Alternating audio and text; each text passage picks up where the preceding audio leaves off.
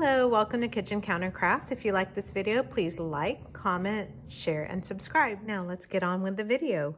So today I am going to do something a little bit different. I've been doing some reviews on fountain pens, and if you would like to check those out, you can. I've got a playlist on fountain pens, but I have one of the things that I love to work with, and that is a dip pen. So this is a dip pen, and these are really old-fashioned way of writing. It's very, very, very simple, and I wanted to demonstrate that today. Basically, you have a dip pen holder, and this one has this type of a opening. It's got kind of 4 sections to it. There are 1, 2, 3, 4, and it will be adjustable for all different types of nibs, and I'm going to go into the nibs in just a minute. And this is my dip pen nib, and you just insert that into the fountain pen holder. Not the fountain pen holder, the dip pen holder. Where is it? There we go. Okay, and you just kind of set it in there just like that. And that's it. That's all there is to it. And I'm going to go over the anatomy of a nib with you as well so that you have a chance to see it. This is my second time doing this video. The first video, my focus was going in and out, so it was a little bit more difficult to kind of see what was going on.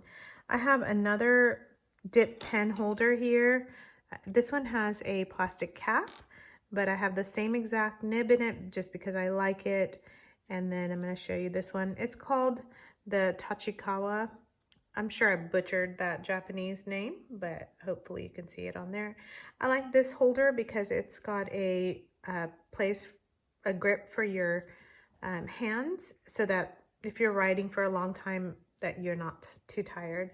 And then this is what this looks like. It's like a couple of rubber stoppers, and then you just set the nib in there, and that's the end of that. So these are precursors, as you can tell, to fountain pens. The thing with the dip pen, it's called a dip pen because you continuously dip it into the inkwell so that you can write. And the fountain pen has the ink reservoir in here, the converter usually, or even cartridges in the body of the pen. So I've got my Ahab Flex here, and so you can just kind of take a look and see. Same concept, but the feeder will give you continuous flow of ink until it runs out, however much you had in the body. With a dip pen, there is no reservoir or anything to hold onto the ink, so you're constantly dipping. Now, some people think that's a nuisance, but I don't mind it so much. I think maybe because I'm used to writing with it. The beauty of the dip pen is that these nibs give you a lot more precision. I think they're super sharp, the ones that I'm using.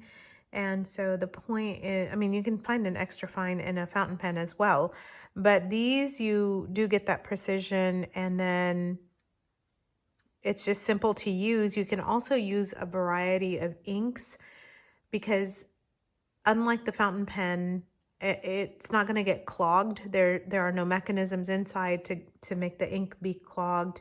And then you can also use the dip pen to test a bunch of inks, which is usually what I do also when I get my new fountain pen ink. I want to maybe not put that ink into something else, and so I will then try it out with my dip pen. So my dip pen it actually stays out on my kitchen counter as well in a little cup of pens that I have. And so I have it handy, and so does the ink. The ink just kind of sits out as well. So dip pen, super cheap, super easy. This one is a nice rosewood handle. Even the wooden, the body, you can find for anywhere from like $6 to $10, something along those lines. The plastic ones are even cheaper. They are about $2. The nib is going to cost you like $1, maybe $2, so $4. I have some inexpensive inks here too. This one is Higgins Calligraphy waterproof black ink. I picked this one up at Hobby Lobby for $4.95, I believe, $4.99, something like that. that ink has lasted me now several years. And like I told you, I write with this all the time. This one is a real fun one, and it is Dr. P.H. Martin's Iridescent Copperplate Gold. Look at that color. So I'm going to be demonstrating that today. And then this is what I have my inks and my nibs in. And so I have this white that I'm also going to show you, and it's a Winsor & Newton calligraphy ink, and on the bottom it says for fountain and dip pens. So a couple different things that I'm going to show you here. This is just a box that I have my nibs in, and the nib that's really my favorite is this G size zebra nib. And so it comes in this little box, and then you can see the information here. I'm also gonna, that's upside down. That doesn't help you. Oh no, it was, okay, it was the right way. So I will have the link to it in my, or not the link, but the information in the, oh goodness, what's that? Specifications area. And then I just have some other kind of fun, playful nibs. I have these that are interesting, and these are calligraphy, more like Spencerian calligraphy nibs, because they are very broad. So you can see the difference between this one, and look at the end point there, super fine for this one, and very broad, so you can get a lot of ink being deposited when you're writing with these, and it's very pretty, very pretty as well. So that is all you need really to get started.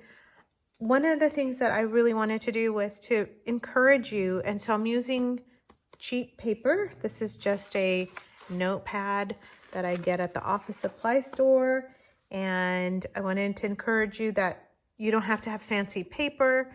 You don't even have to have fancy writing utensils.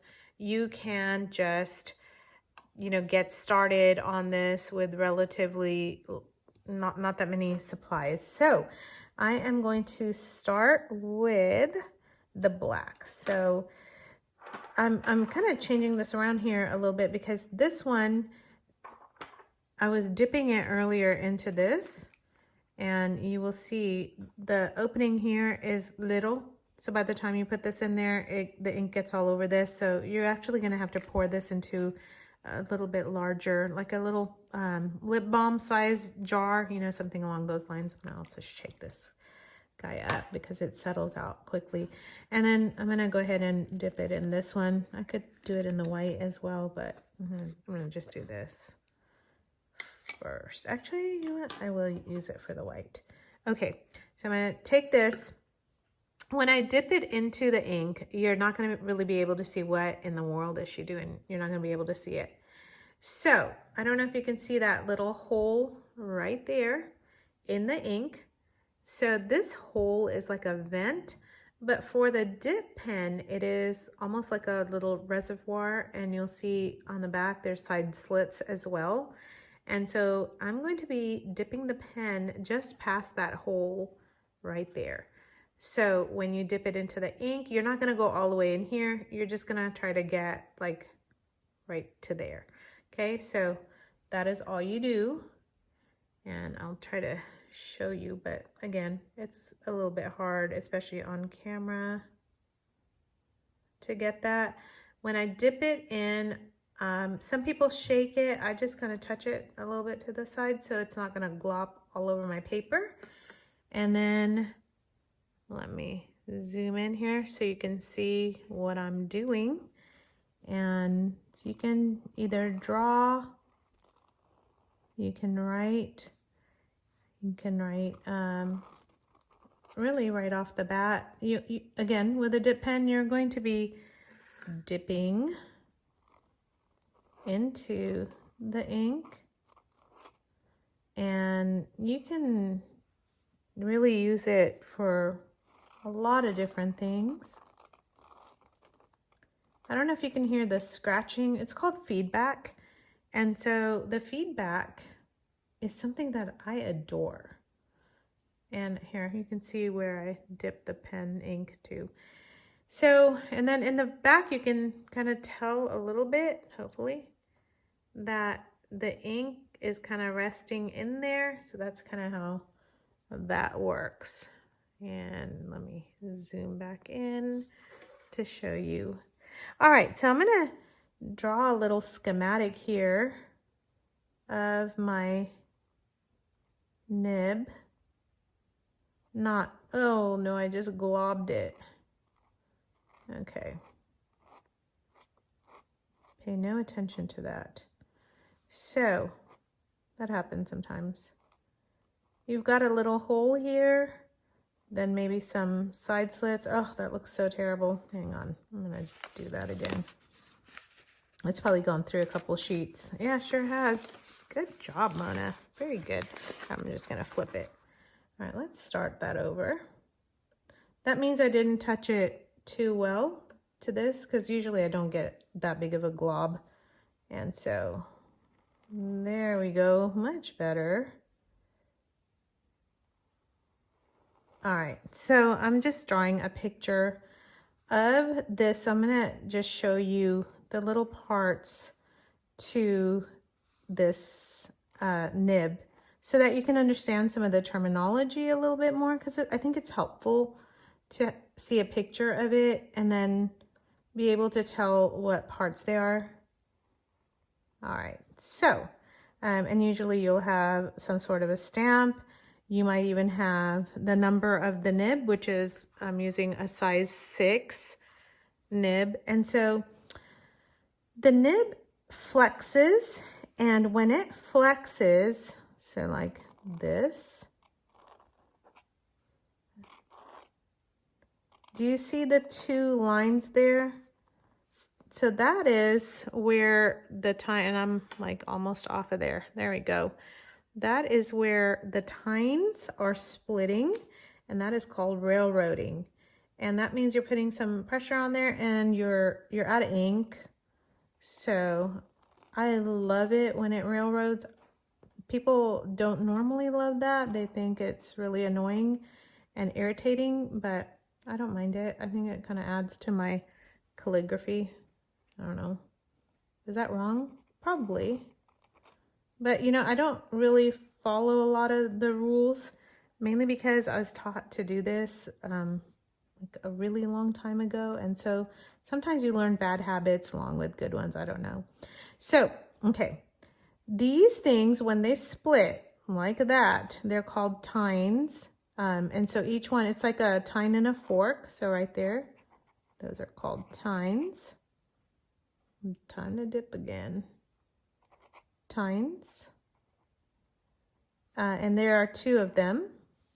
And then this right here is the vent hole. So that is a vent, and it serves as a holder for your ink. And then these are side slits, and it allows your pen to be flexible but not break. Your nib, that is. And so when you are dipping your nib into the ink, you're going to be dipping it right to that level, okay? And that's it. That is kind of all you need to know. And you already saw what happens when you have way too much ink on your pen. So you have to kind of just watch that. I think that's like the biggest thing, so that you're not loading it with too much or too little. And I'm gonna be quiet now and just write so that you can hear the feedback from the nib.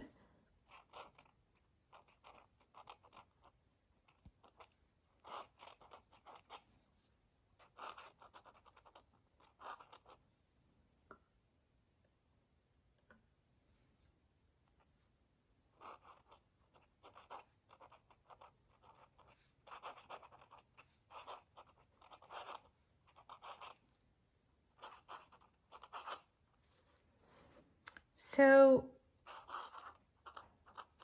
you can do some really beautiful writing with this. It lends itself to very, very pretty calligraphy. You can, it just takes a lot of practice. You need to know where to, you know, put your paper.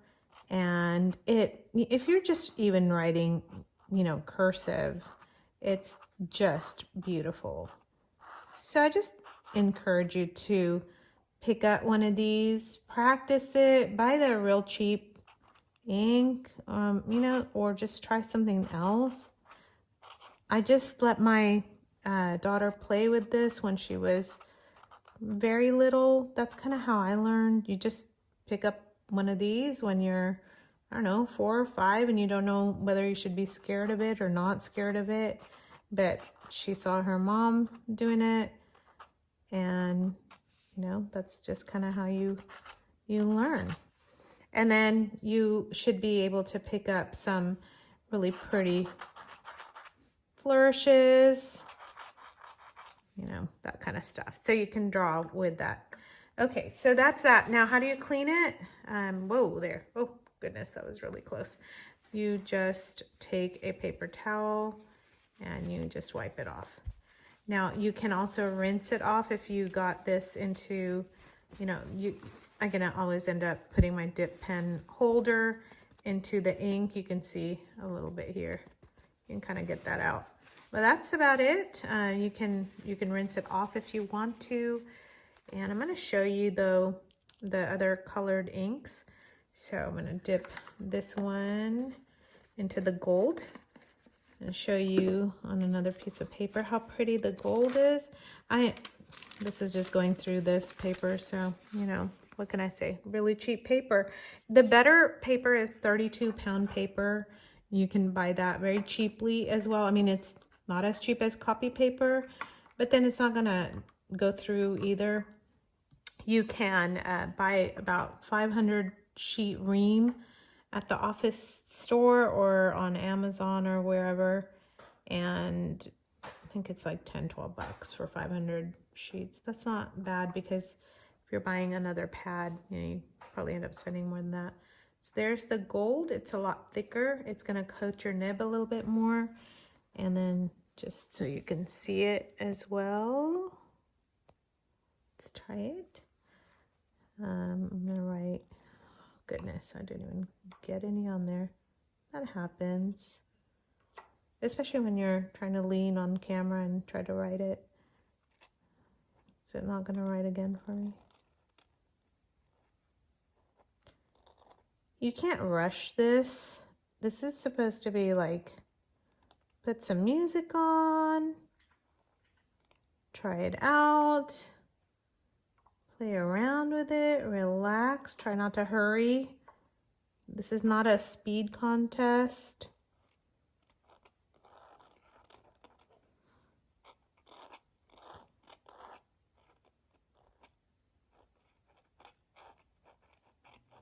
Ugh, running out of ink.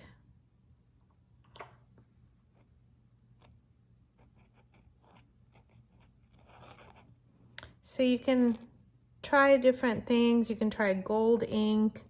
You can try, this one again was from Hobby Lobby for not that much. And then I wanted to show you one of the things that I really love to do is to use, oh, and here's a sample that I did with the gold on red. You can actually see it more now. When I was writing with it earlier, you couldn't see a darn thing, so I decided not to use it, but for some reason you can see it right now. So this one is the Winsor Newton. And let's try the white. I like white just because I think it's super cool, and then it looks like extra fancy because people are like, ooh, white ink. Okay, now I want to show you, like, look at how that one hangs onto it. Okay, so you're looking at all kinds of different methods. So this is a lot thicker ink.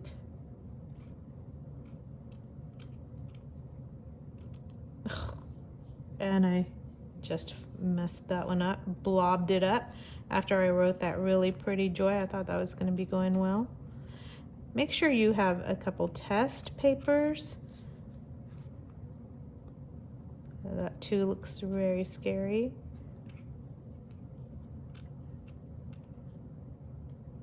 Do not rush through it like what I'm doing.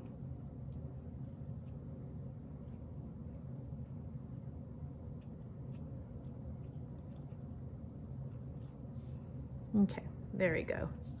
Joy to the world. Just ignore that even happened.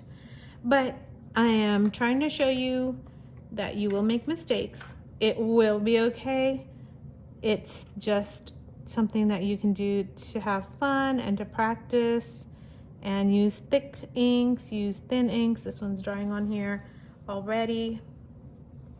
And again, just wipe it off on a paper towel, rinse it if you'd like to.